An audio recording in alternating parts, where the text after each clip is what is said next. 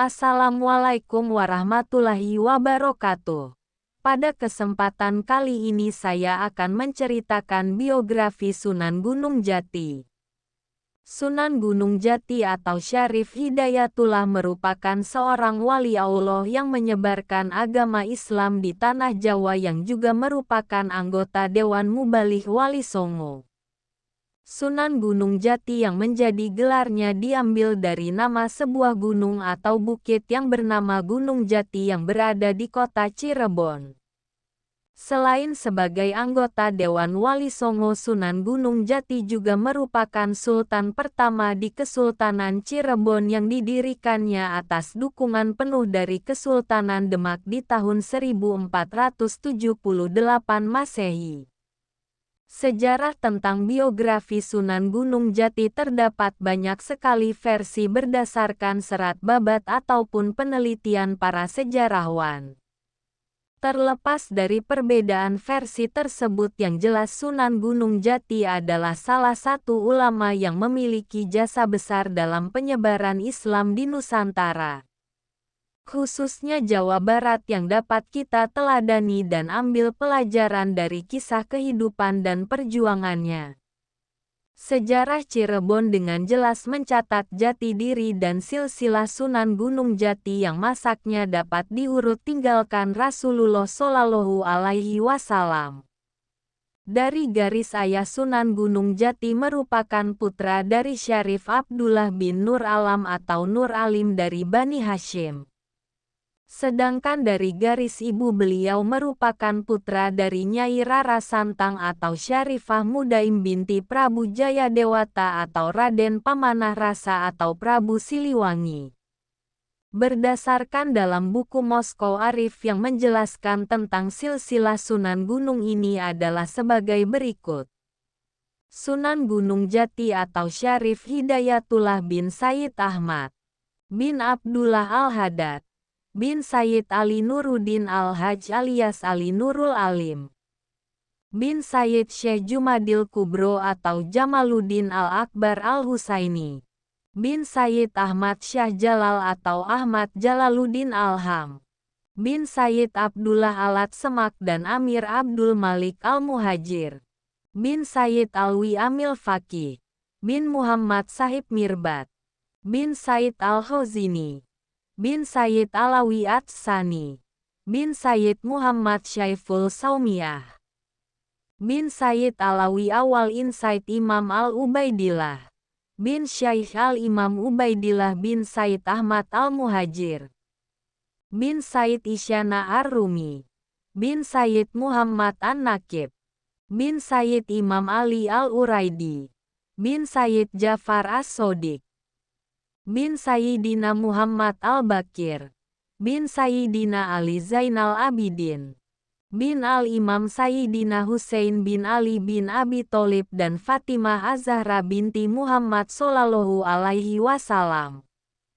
Sedangkan nasab dari ibunya yang merupakan keturunan Raja Pajajaran adalah Sunan Gunung Jati atau Syarif Hidayatullah putra Rara Santang atau Syarifah Mudaim binti Prabu Jayadewata atau Prabu Siliwangi. 2000 Dewa Niskala atau Raja Galuh Kawali Finis Wastu Kencana atau pelapis Siliwangi satu tim Prabu Linggabuana atau Prabu Wangi. Selain jalur nasab tersebut, masih banyak versi lain yang menyebutkan silsilah tentang Sunan Gunung Jati. Walaupun ada beberapa perbedaan mengenai asal-usul Sunan Gunung Jati, namun tidak mengurangi ketenarannya sebagai salah satu tokoh penyebar agama Islam di tanah Jawa. Malah semua pendapat tersebut memperkuat keberadaan Sunan Gunung Jati dan menggambarkan betapa kuatnya pengaruh Sunan Gunung Jati terhadap berbagai kalangan masyarakat yang tinggal di Jawa, khususnya di Cirebon.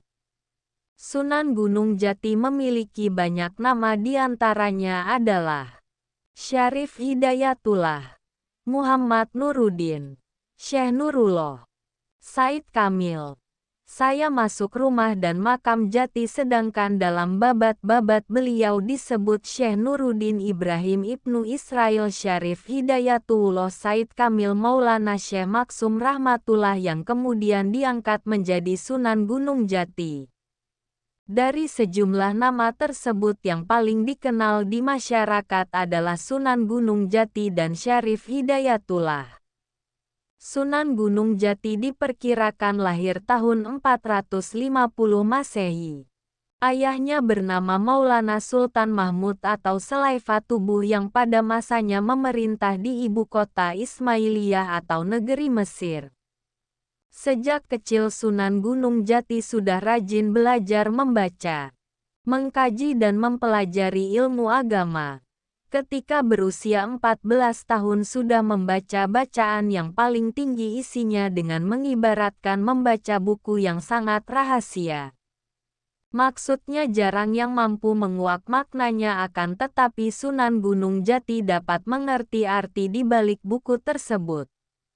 Seneng Gunung Jati memiliki seorang adik yang bernama Syarif Nurullah.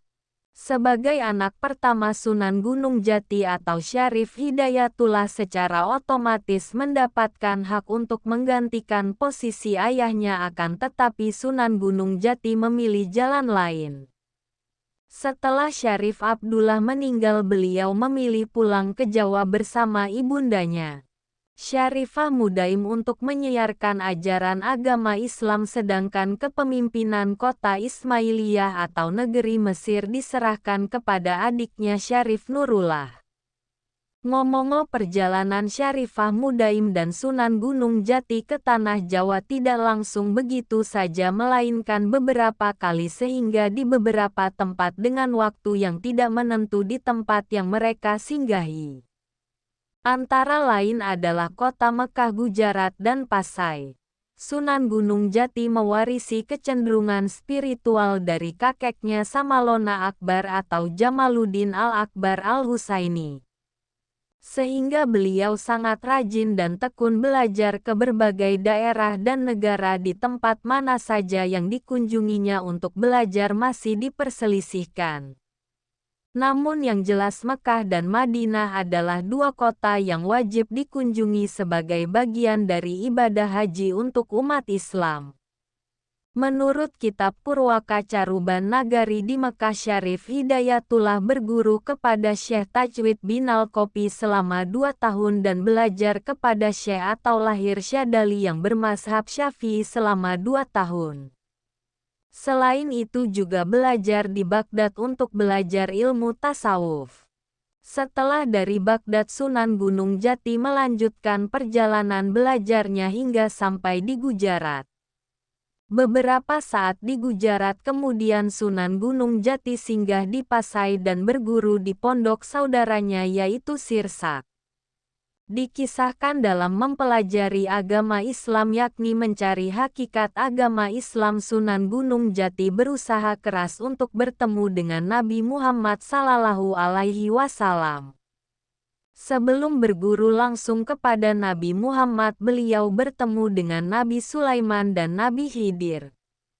Nabi Sulaiman adalah raja yang agung yang kuasanya meliputi jin dan manusia sedangkan Nabi Khidir adalah nabi yang memiliki ilmu hakikat walaupun kisah tersebut belum dapat dibuktikan secara ilmiah.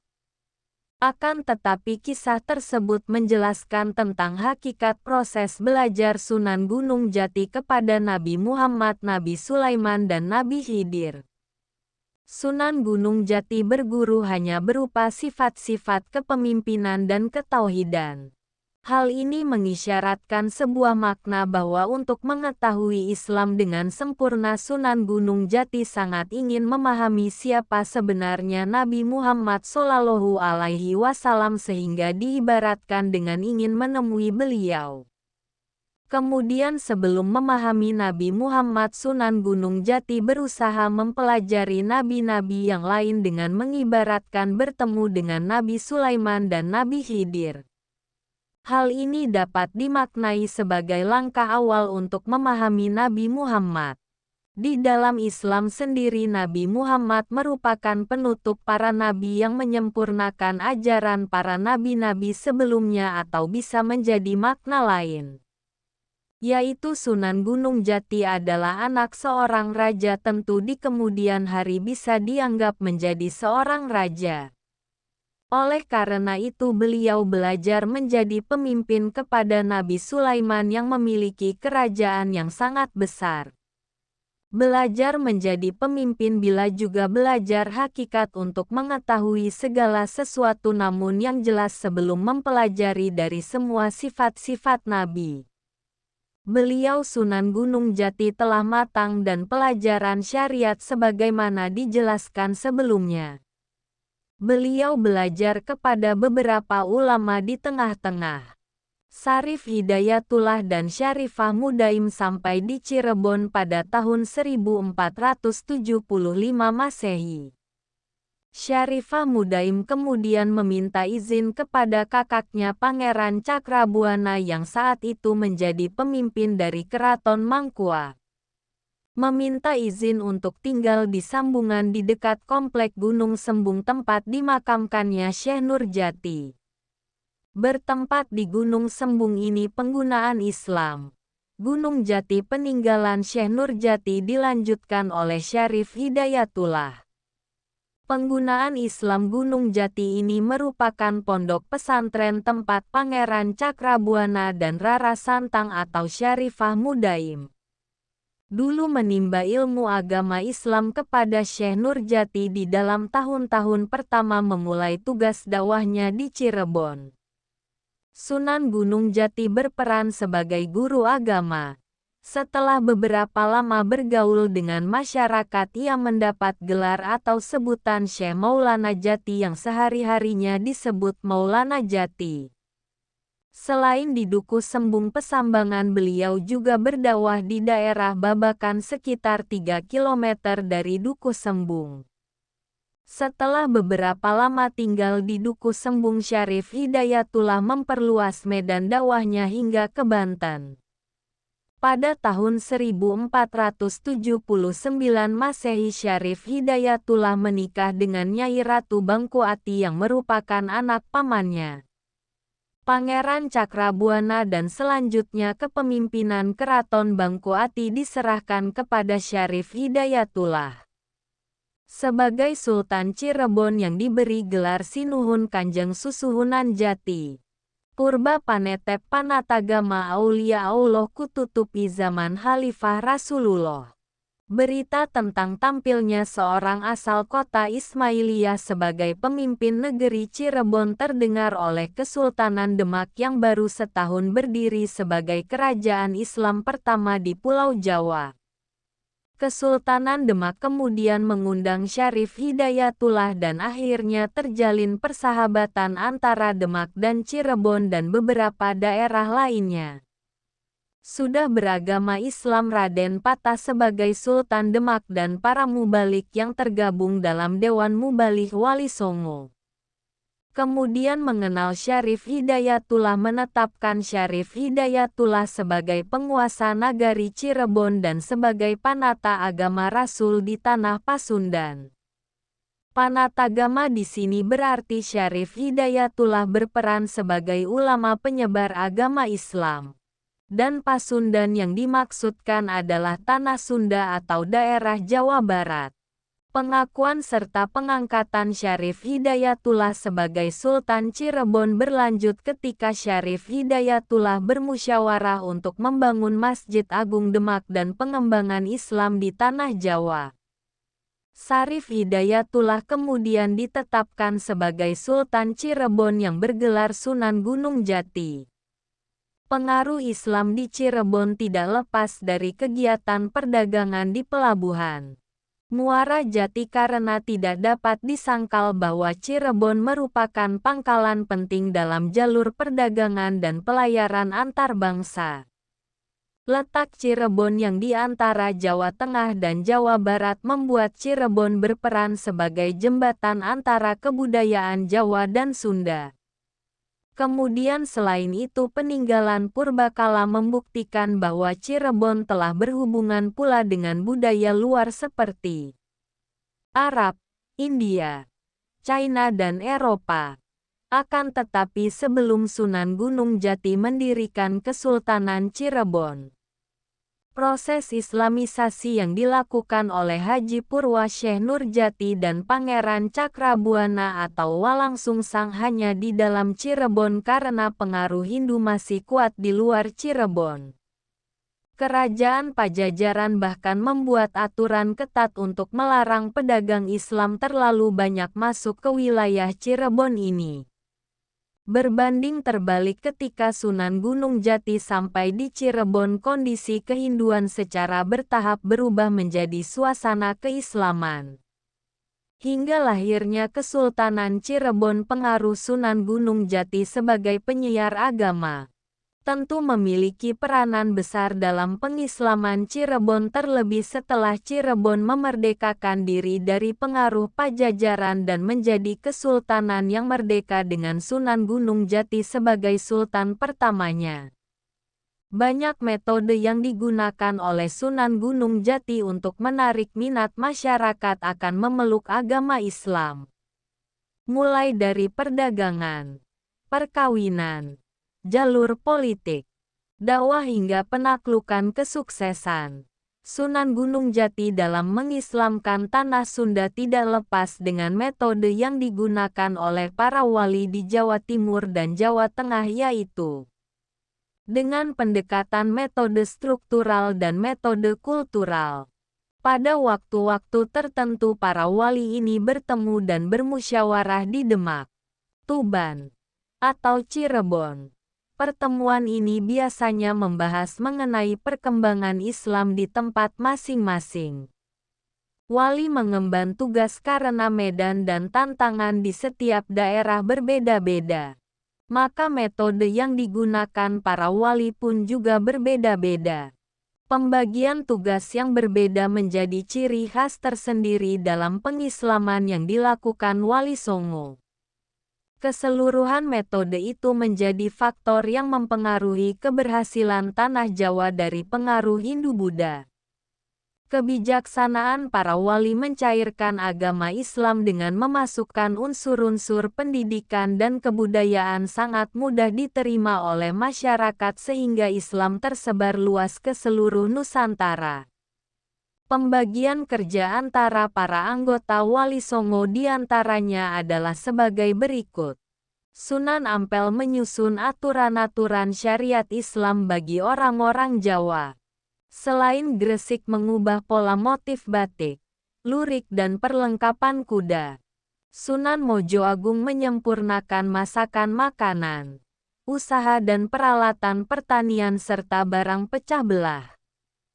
Sunan Gunung Jati menyusun doa atau pengobatan batin, firasat, jampi-jampi atau pengobatan lahir, dan hal-hal yang berkenan dengan urusan pembukaan hutan transmigrasi ataupun pembukaan desa baru. Sunan Giri menyusun peraturan-peraturan tata kerajaan, tata istana, atau protokoler.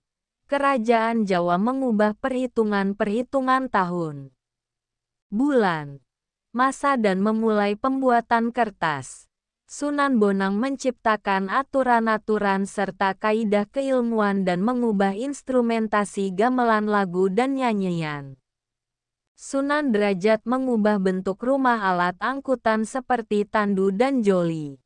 Sunan Kalijogo berkreasi pada lagu langgam serta gending seperti yang dilakukan oleh Sunan Bonang.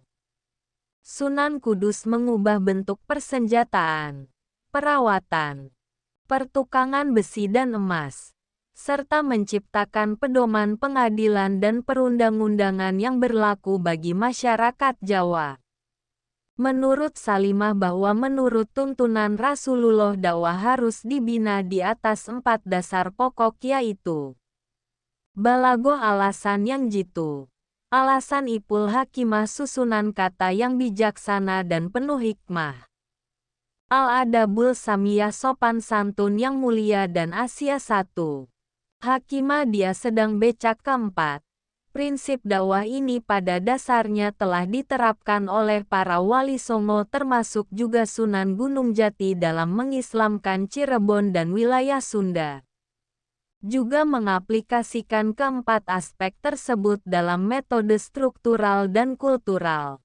Metode struktural keberhasilan dakwah wali songo juga tidak lepas dari latar belakang mereka sebagai seorang terpandang ataupun bangsawan, begitupun juga Sunan Gunung Jati. Sunan Gunung Jati memiliki garis keturunan yang baik dari ayah maupun ibu. Tentu dengan sendirinya mempunyai status sosial yang tinggi. Kedudukan Spaik Sultan dan kesolehan yang dimiliki merupakan faktor pendukung dakwahnya. Kemapanan ekonomi, jabatan, dan kesalehan yang dimiliki Sunan Gunung Jati memungkinkan untuk memobilisasi masyarakat agar masuk ke agama yang dibawanya, yaitu agama Islam. Selain itu, Sunan Gunung Jati juga didukung oleh aspek organisasi, yaitu Wali Songo yang secara efektif dijadikan sebagai organisasi dan alat kepentingan dakwah. Sebagai siasat yang tepat untuk mempercepat tersebarnya ajaran agama Islam. Perkumpulan Wali Songo ini memiliki kekuatan untuk menggerakkan Islam ke arah yang lebih maju. Dengan berbagai metode dakwah yang jitu khususnya di Cirebon. Perkembangan Islam sangat mutlak terjadi gimana secara nyata Sunan Gunung Jati mengubah negeri Cirebon menjadi kesultanan. Cirebon yang merdeka dari pengaruh Pajajaran. Metode kultural selain sebagai sultan dalam naskah-naskah tradisi Cirebon. Dakwah yang dilakukan Sunan Gunung Jati memiliki metode dakwah yang khas. Terutama dalam bidang kesehatan, yaitu tampil sebagai seorang tabib. Pengobatan lahir harus diatasi dengan obat-obatan madya atau lahiriah seperti daun-daun dan akar-akaran. Kemudian pengobatan batin datasi dengan pengobatan spiritual. Yang awalnya menggunakan jampi-jampi atau mantra-mantra diubah oleh Sunan Gunung Jati menggunakan doa-doa yang sesuai dengan syariat ajaran agama Islam. Pengobatan Sunan Gunung Jati mungkin terdengar biasa, tetapi pada zamannya sangat mungkin seorang tabib adalah merupakan orang yang berilmu sehingga mampu mempengaruhi masyarakat. Sunan Gunung Jati juga dikenal dengan seorang ulama syariat dan juga ulama tasawuf. Oleh karenanya juga diyakini menjalankan dakwah dengan jalur tahu di mana inti ajarannya adalah pemujaan diri kepada Allah Subhanahu wa Ta'ala baik lahir maupun batin. Cara berdakwah dengan metode tasawuf dianggap sangat efektif dan mudah diterima masyarakat. Sunan Gunung Jati tidak menghapus kebudayaan masyarakat Cirebon yang sudah lama dengan ajaran-ajaran Hindu-Buddha. Akan tetapi menyempurnakannya melengkapi dengan nilai-nilai ajaran agama Islam. Secara halus nilai-nilai Islam diajarkan Sunan Gunung Jati dengan keberagaman kultur yang ada di Cirebon. Salah satunya ajaran Sunan Gunung Jati yakni 4 tingkatan ibadah, syariat, tarekat, hakikat, dan marifat, yang dimasukkan dalam bentuk kesenian agar mudah diterima oleh masyarakat. Ajaran tersebut adalah untuk syariat dilambangkan dengan wayang yang mana wayangnya merupakan bentuk perwujudan dari manusia dan dalangnya adalah simbol daripada Allah Subhanahu wa Ta'ala. Tarekat disimbolkan dengan barong, hakikat disimbolkan dengan topeng, dan makrifat disimbolkan dengan ronggeng. Keempat kesenian yang mengisyaratkan sebagai 4 tahapan dalam Islam tadi adalah 4 jenis pertunjukan kesenian yang sangat dikenal masyarakat. Pada waktu itu kemudian dakwah Sunan Gunung Jati juga tidak sampaikan melalui pepatah yang disampaikan melalui sankawisan. Unsur dari pepatah Babiti Sunan Gunung Jati ini bernilai ketakwaan dan keyakinan, kedisiplinan kearifan, kebijaksanaan serta kesopanan, dan tata krama. Metode dakwah Sunan Gunung Jati yang melalui pepatah Babete adalah yang paling sering dijumpai di kalangan masyarakat bahkan di kompleks makam Gunung Jati sekarang masih banyak tulisan pepatah petitih yang masih dilestarikan oleh para penduduk sekitar. Sebelum Sunan Gunung Jati meninggal, seseorang kesultanan diserahkan kepada anaknya dan orang-orang kepercayaannya. Beliau menikmati sisa hidupnya dengan tenang dan mengajarkan ajaran-ajaran agama Islam kepada para muridnya. Untuk Kesultanan Cirebon diserahkan kepada putranya Pangeran Pasarean daerah Banten. Diserahkan kepada putranya Pangeran Sebakingking untuk daerah Jakarta. Diserahkan kepada Allah daerah Pajajaran diserahkan kepada pamannya Haji Sulaiman. Sedangkan Tegal diserahkan kepada Raja Sanggara. Salah satu pendapat mengatakan Sunan Gunung Jati wafat pada usia 89 tahun. Beliau dimakamkan di Desa Astana tepatnya di Gunung Jati Kabupaten Cirebon. Kompleks pemakaman Sunan Gunung Jati terdapat dua bagian yang dipisahkan oleh Jalan Raya Cirebon, Jakarta. Bagian tersebut menempati dua buah bukit yaitu Bukit Gunung Sembung yang di tempat cuma kamu akan Kesultanan Cirebon keturunan Sunan Gunung Jati. Sedangkan di bukit lain yakni Bukit Gunung Jati ditempati makam para agamawan yang lebaran dalam Islamisasi Cirebon. Awal seperti Syekh Datuk Kahfi, Sultan Nurbuat, Sultan Sena, Muhammad Jamaluddin, Saifuddin Matangaji, Sultan Madureja dan makam Sultan Muhammad Tajul Arifin dan lain sebagainya. Kompleks makam Sunan Gunung Jati terdiri dari 10 halaman dan makam Sunan Gunung Jati berada di halaman paling atas, yakni pada halaman ke-10 beserta keluarganya. Semoga Allah menempatkan Sunan Gunung Jati di tempat yang terbaik dan membalas jasa-jasa beliau. Jika ada salah kata saya memohon maaf yang sebesar-besarnya. Wassalamualaikum warahmatullahi wabarakatuh.